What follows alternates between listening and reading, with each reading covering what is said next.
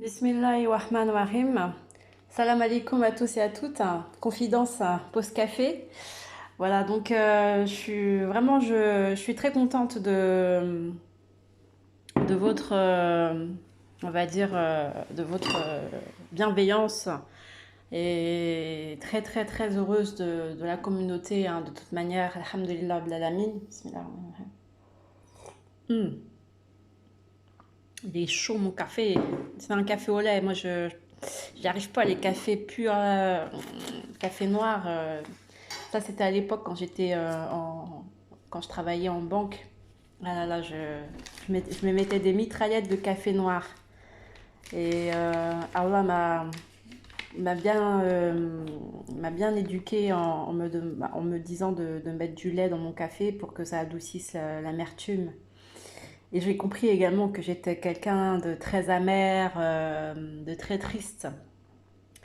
Et quand il m'a suggéré de mettre du lait dans mon café, c'est comme si il voulait me dire rends ta vie plus douce, rends ta vie plus belle et sois moins aigri, moins amer euh, dans ta façon de penser et d'être avec toi-même et avec les autres. Parce que c'est vrai que le milieu de la banque et tout ça, même ne serait-ce que faire les études dans ce milieu, quand j'ai fait des études, bah, j'ai eu mon bac à 16 ans et je crois que j'ai eu mes diplômes, tous mes diplômes à 25 ans à peu près, 24 ans, ouais, 20. Et donc je suis restée, non attends, je dis n'importe quoi, à 23 ans comme ça. Donc je suis restée vraiment presque 10 ans dans les études. Et en faisant de tout. Et entre-temps, je suis aussi webmaster, enfin webmaster, c'est un gros mot, mais chef d'entreprise dans le prêt-à-porter. Enfin voilà, ça c'est une longue histoire. Et Allah m'a bien fait comprendre que c'était pas mon travail, que c'était pas ma mission. Et enfin, comment dire? Qu'en fait c'était ça en fait ma mission, mais autrement. Voilà. Et franchement, j'avais pas compris du tout en fait. Sur le coup, en fait, quand vous avez plein de visions, plein de rêves, plein de suggestions, plein d'inspirations divines qui vous viennent suite à votre conversion, enfin, moi je suis pas une convertie, je suis née musulmane. Ma maman c'est une musulmane et mon papa c'est un chrétien. Mais dès le départ, maman et papa se sont mis d'accord sur le fait que les enfants étaient de naissance musulmans et que ça allait avoir une éducation spirituelle musulmane. Mais il s'avère que, comme je vous l'avais déjà raconté dans mes précédentes vidéos, que j'avais des difficultés de langage au niveau du français et que, parce que ma langue maternelle, celle que j'ai parlé en premier, c'était le malgache, parce que je suis de Madagascar, des Comores et de la Réunion et aussi un peu française. Mais voilà, j'ai des cultures mélangées de toutes parts. Mais voilà les principales. Alhamdulillah Rabbil Alamin, merci, louange à Allah. Et donc, j'ai dû apprendre le français, puis après avec l'école, l'anglais, l'allemand. Jusqu'à présent, ne me demandez pas de faire une phrase en allemand, juste Ich liebe dich, je t'aime, c'est tout. Parce que c'est compliqué l'allemand, vraiment. Enfin, en même temps, on n'a pas reçu de bonnes bases et j'étais pas à fond dedans. On n'avait pas eu des profs super, mais bon, on a eu quand même des profs super, mais on n'était pas disciplinés, on n'est pas motivé pour la langue allemande. Et la langue anglaise, j'étais douée, mais quand il n'y a pas de pratique, quand on ne fait pas des excursions pédagogiques dans le pays ou dans un pays, qu'on ne se met pas en fait en défi et qu'on reste, on se conforte à la maison en France à parler que français et même à regarder des films en français, j'aime mieux, je préfère mieux regarder des films en français que les regarder en anglais, ne serait-ce que pour m'entraîner, j'aurais pu faire ça, ce que je n'ai pas fait, voilà. C'est la fainéantise.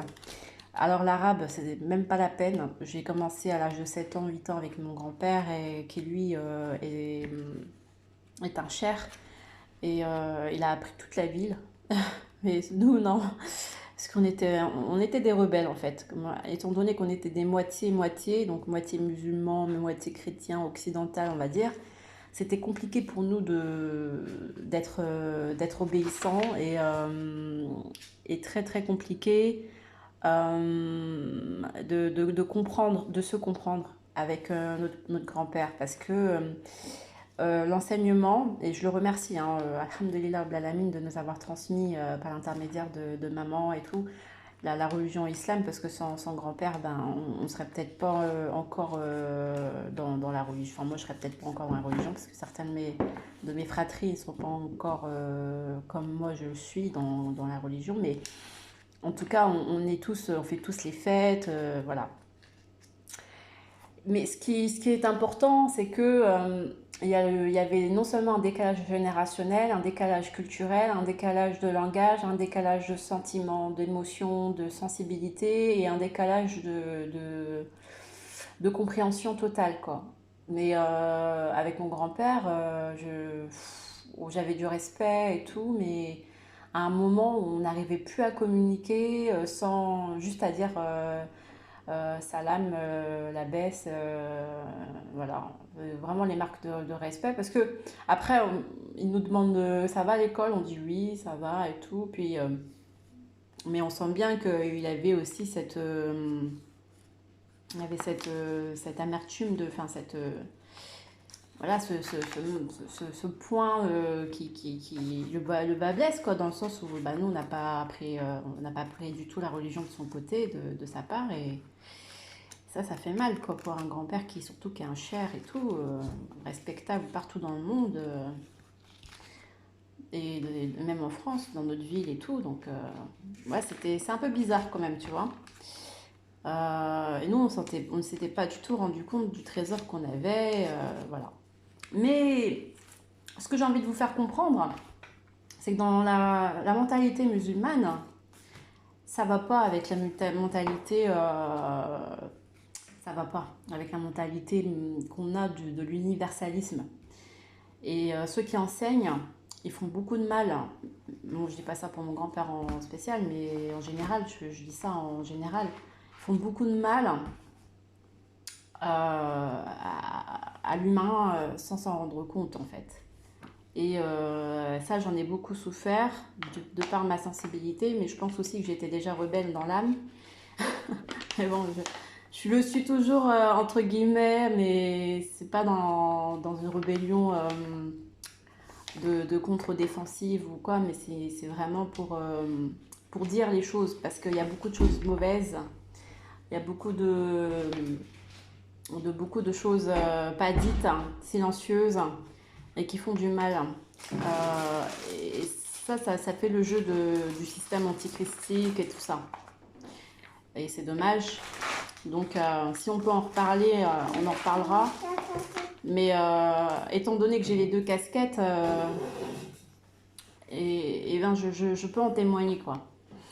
Et donc, c'est la raison pour laquelle, donc, quand en fait aussi, on a un discours, c'est pour ça que j'insiste lourdement avec les parents quand je leur demande de faire bien attention à l'éducation spirituelle de leurs enfants. Oui, c'est d'inciter, c'est vrai, les enfants à mettre la religion avant. Mais on est quand même obligé de se l'avouer que... Ah oui, tiens, assieds-toi là. On est quand même obligé de se l'avouer que... Bah, assieds-toi bébé, là, regarde, t'as de la place ici, c'est bon? Voilà. Et on est quand même obligé de s'avouer que...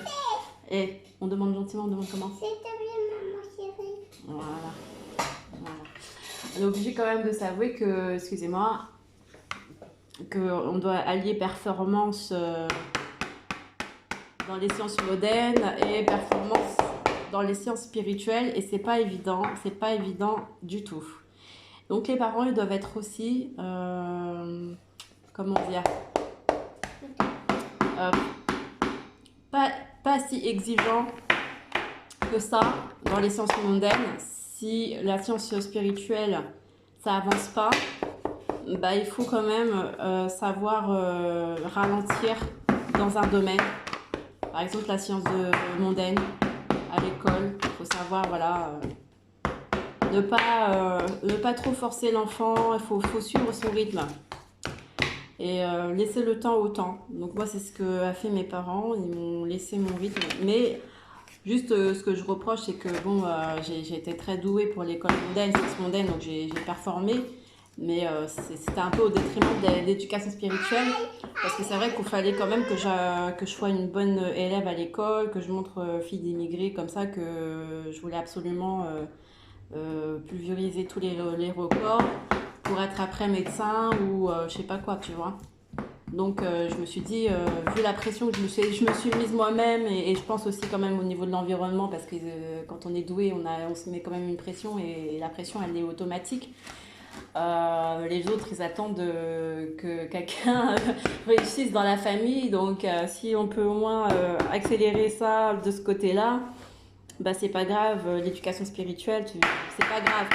En gros. Donc ça, c'est un petit problème au niveau des parents qui... Non, faut pas... bébé, faut pas faire ça. Tu fais du bruit. Faut pas faire... Moi, je pense que c'est pas une bonne méthode pour les enfants. Faut allier les deux tout en jouant, en s'amusant. On n'est pas obligé d'être tous des médecins. Et puis, ça dépend du niveau de l'enfant. Faut le laisser quand même allier les deux. Et c'est vrai qu'il faut exceller. C'est dès petit qu'il faut commencer à entraîner le cerveau pour qu'il excelle dans sa vie, etc. Mais au bout d'un moment, j'ai envie de dire, c'est déjà excellent quand un enfant fait les deux. Et il faut pas mettre trop la barre haute, quoi. Pas plus que au niveau de l'enfant. Parce qu'au bout d'un moment, après, c'est overdosé, quoi. Donc, ça pète les plombs. C'est décrochage et tout. Et c'est dommage de perdre autant de temps. Alors, moi, c'est juste un conseil, là. Hé, Momo, ça suffit quand même. On te parle. Et quand on te parle, il faut écouter. On dit quoi? Avec une bonne voix. Oui, maman. Très bien. Allez, tu peux aller jouer avec ton papa si tu veux. Alors, ensuite, moi, en plus, mon histoire est très marrante. Alors, elle est très belle. Parce qu'en fait, à un moment donné, alors ça, c'est l'écriture de mon grand-père, voilà. Et mon grand-père, en fait, il a l'habitude, ça, c'est pour la prière, ouais.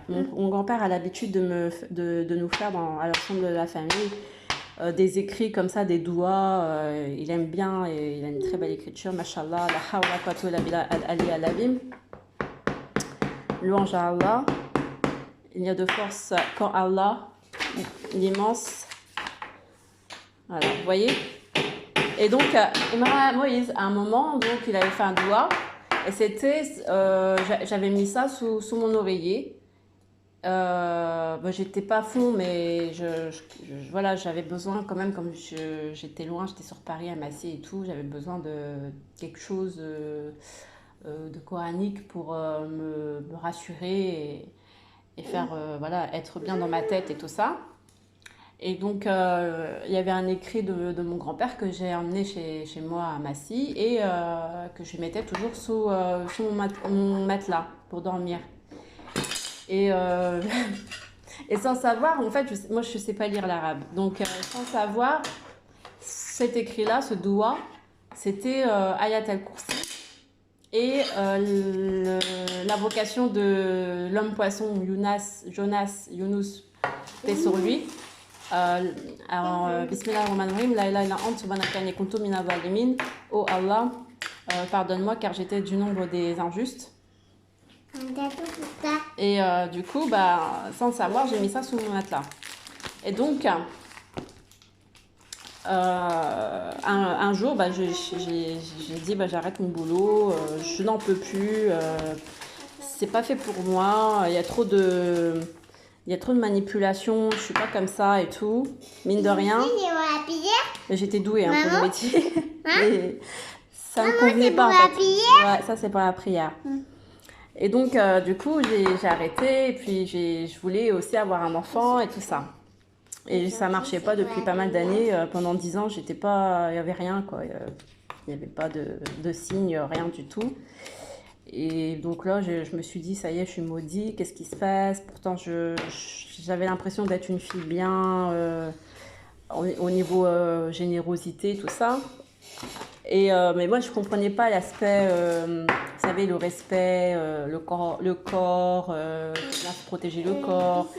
Je connais le respect des aînés, je le faisais, mais c'était à la façon un peu occidentale, donc il y avait des choses, bon.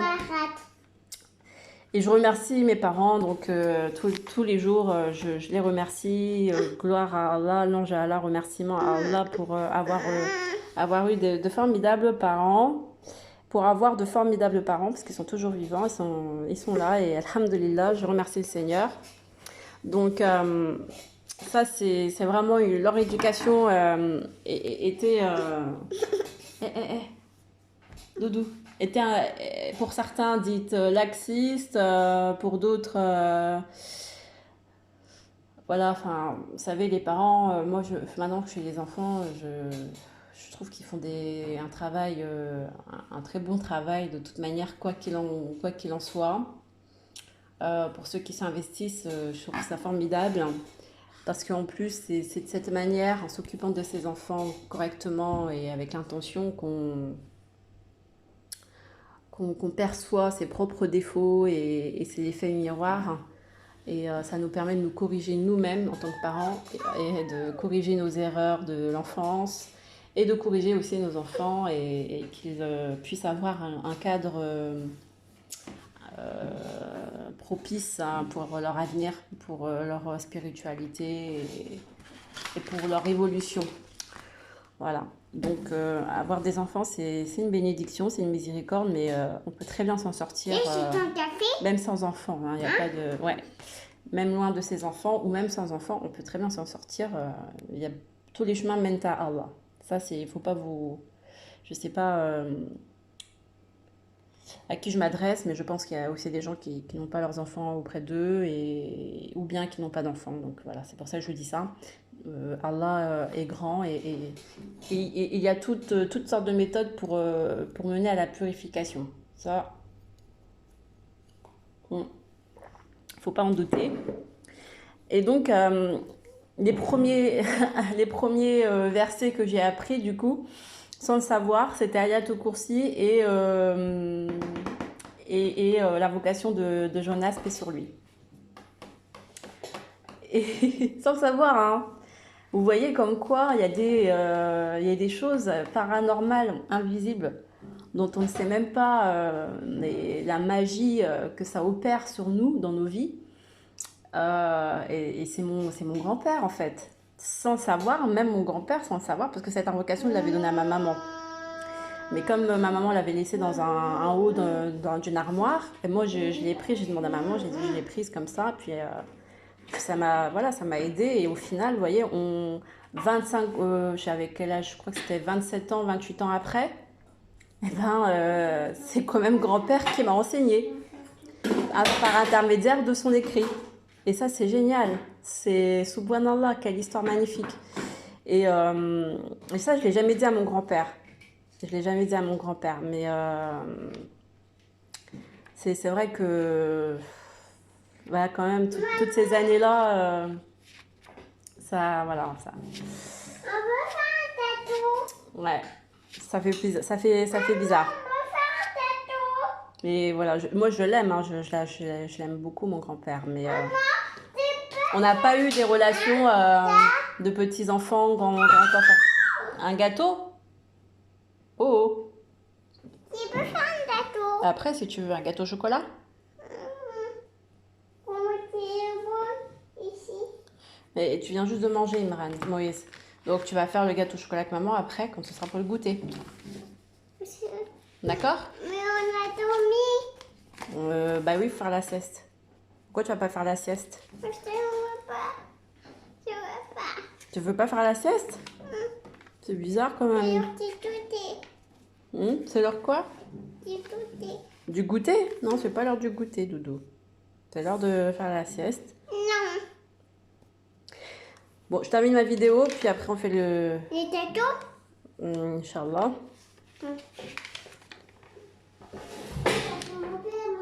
D'accord. À tout à l'heure. Et donc, excusez-moi. Et donc, du coup, ce que je disais, c'est que c'est magnifique, hein, tous les, toutes les histoires. Donc, c'est pour ça c'est bien de laisser toujours des écrits et de les mettre dans les placards. On ne sait jamais qui peut les récupérer. Et, euh, et si c'est récupéré par quelqu'un qui souhaite se convertir ou se mettre plus à fond dedans ou quoi que ce soit, ça peut servir en fait un jour ou l'autre. Et sans savoir, ben, cette personne elle récolte aussi des asanats. Les asanats, ça veut dire des bienfaits. Par exemple, ce bouquin, qui est très bien, que j'ai aussi pris à ma maman, hein, ma maman, que j'aime, que j'embrasse très très fort, que Allah la bénisse et la chérisse. D'ailleurs, je vais l'appeler après parce que je dois lui faire un travail. Il faut toujours se rendre disponible pour ses parents et c'est vrai que c'est pas toujours facile, mais il faut le faire avec la permission et la volonté d'Allah. Et là, je vais courir le faire, donc je vais laisser la vidéo pour que je puisse l'appeler faire le travail. Seigneur, Bismillah ar-Rahman ar-Rahim, aie pitié d'eux, père et mère, ils m'ont élevé quand j'étais tout petit. Ah, alhamdulillah, alamin, mashallah. Amin. Le gâteau, ça y est, t'es encore venu? Mais toi, tu manges toujours les gâteaux, toi? Hein? Bon. Un gâteau au chocolat en plus? Voilà. J'ai pas fini mon histoire, j'ai pas tout dit, tout ce que je voulais dire. Mais tout ce que je voulais vous dire, c'est que la purification de son âme passe par l'aumône. Et l'aumône, c'est quoi? C'est le don de soi, le don de bien, le don de la rupture du jeûne à Allah. C'est le don de soi, la prière, le temps, le bien, l'intelligence, le savoir, la transmission, l'entraide, un service, de l'argent, voilà. Un sourire, un bon comportement, une bonne parole, c'est ça la zakat. Faut pas juste penser que c'est de l'argent. Ce serait très réducteur et très malsain de penser ça. Ton lait? D'accord, bon, il veut faire son gâteau. Et quand je me suis mise à me convertir, je suis pas convertie, je veux dire, à plus me mettre à fond dedans. Donc j'ai pris un petit cahier et là j'ai fait plein d'écritures. Voilà. La ilaha illa ant subhanaka inni kuntu minadh dhalimin, c'est ce que je vous disais, sourate 21, donc prophète. Verset 87, pas de divinité à part toi, pureté à toi, j'ai été vraiment du nombre des injustes.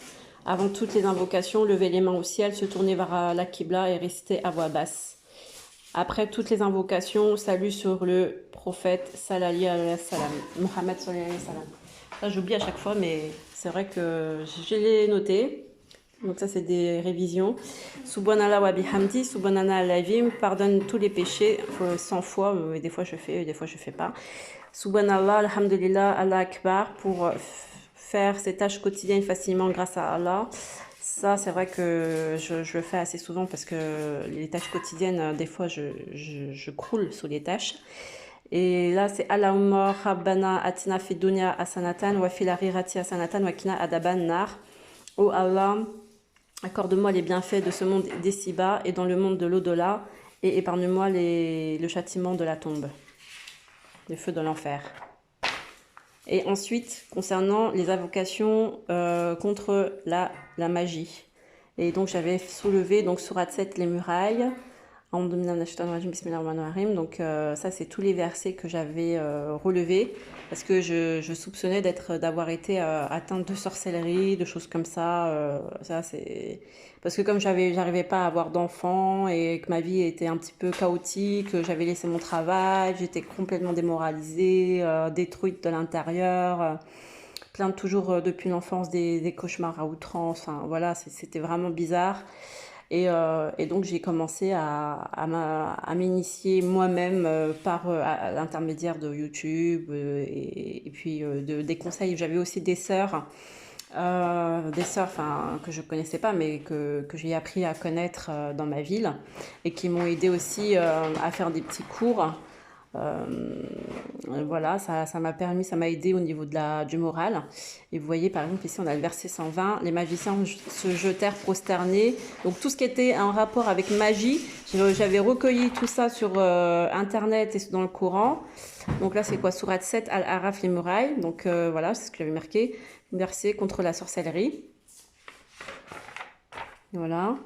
J'ai continué, tout ça, tout ça. J'ai continué. Voilà, tout. Invocation contre le shirk, l'associationnisme, sourate 6, les bestiaux, vous voyez. Ça, c'était en... J'ai fait ça en 2017 ou 2018, tout ça là.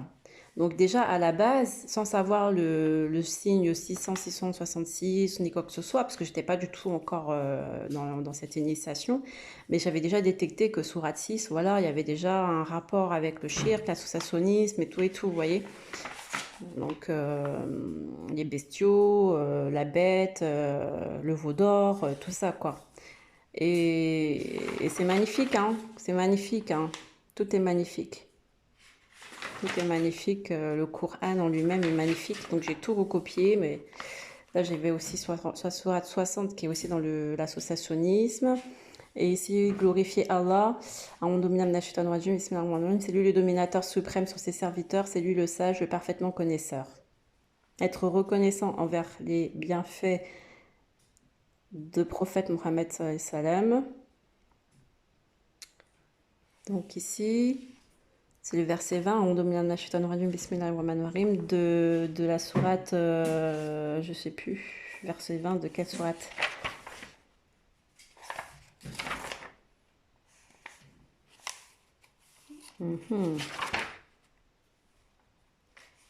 Je sais plus. Bizarre. Peut-être sourate 6 toujours, hein. Non, je sais pas. Verset 20, je sais pas c'est de quelle sourate. Faudra que je retrouve. Ceux à qui nous avons donné le livre reconnaissent le messager Mohammed comme ils reconnaissent leurs propres enfants. Ceux qui font leur perte sont ceux qui ne croient pas. Voilà.